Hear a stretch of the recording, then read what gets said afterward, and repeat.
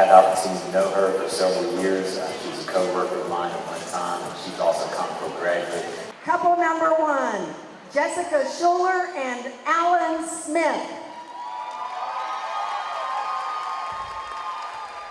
She's got these eyes that just, and this hair, wow, and her smile.